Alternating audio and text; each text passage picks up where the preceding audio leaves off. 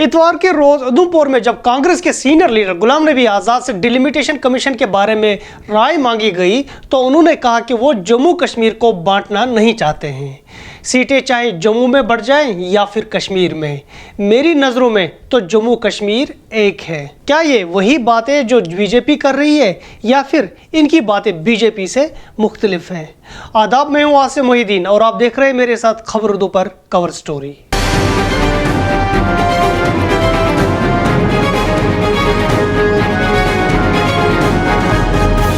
कांग्रेस के senior leader Ghulam Nabi Azad का यह बयान बिल्कुल उस बयान से मिलता है जो कुछ दिन पहले ही बीजेपी के प्रेसिडेंट रविंदर रैना ने दिया था। जब उनसे ये बात पूछी गई तो उन्होंने कहा कि ये जम्मू या कश्मीर की बात नहीं है, बल्कि जम्मू कश्मीर एक है, लिहाजा हम इसे तकसीम नहीं कर सकते हैं। ताहम आज़ाद ने मजीद कहा कि वो चिनाब और पीर पंचाल के लिए मजीद 3 सीटों की उम्मीद रखते थे जो उन्हें नहीं मिली। आज़ाद को जब भी मौका मिला उन्होंने जमकर बीजेपी की मुखालफत की, यहाँ तक कि इसी अवामी रैली के दौरान इन्होंने डोगरा हुकूमत को मौजूदा बीजेपी हुकूमत से मुशाबत की और कहा कि डोगरा हुकूमत में कम से कम जम्मू कश्मीर को 3 चीजें तो दी गई, जिनमें एक दरबार मूवी था और जिसे अब मनसूख किया गया और जिसकी मनसूखी की वजह से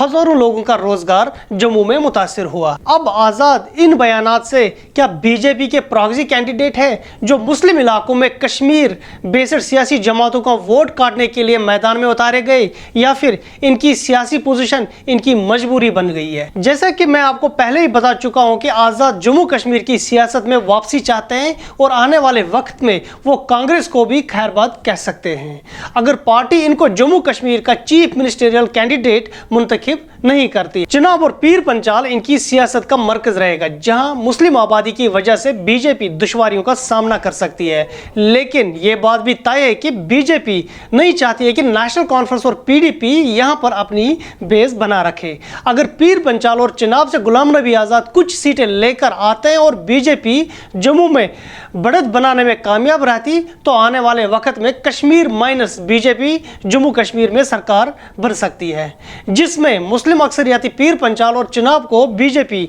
वाली सरकार में ठीक ठाक शराकत भी मिल सकती है। इस लॉजिक से बीजेपी के 2 निशाने पूरे हो सकते हैं, एक ये कि इनकी सरकार जम्मू कश्मीर में आ जाए और दूसरा ये कि वो पीर पंचाल और चिनाब को कश्मीर से अलहदा कर सके और जम्मू के साथ मिलाकर कश्मीर को अकलियत में डाल सके, जिसकी वजह से वहां की सियासी जमातें खुसूसन नेशनल कॉन्फ्रेंस और पीडीपी कश्मीर में ही सिमट कर रह जाए। कम से कम अगर डिलिमिटेशन कमीशन की रिपोर्ट को दूर से देखा जाए तो ये पॉसिबिलिटी नजर आ रही है। इस बात का अंदाजा नेशनल कॉन्फ्रेंस और पीडीपी को भी है। कल ही यानी इतवार को नेशनल कॉन्फ्रेंस के प्रेसिडेंट फारूक अब्दुल्ला ने कहा कि पीएजीडी मुश्तरका तौर पर आने वाले असेंबली इंतखाबात में हिस्सा लेंगे और बीजेपी का डटकर मुकाबला करेंगे। हालातों को मद्देनजर रखते हुए पीएजीडी के लिए और कोई चारा भी नहीं है। अगर इस बार पीएजीडी या फिर नेशनल कॉन्फ्रेंस और पीडीपी जम्मू कश्मीर के इंतखाबात में कोई अक्सरियत लाने में कामयाब नहीं हो सकती है तो आने वाले वक्त में इनका सर्वाइवल भी खतरे में पड़ सकता है।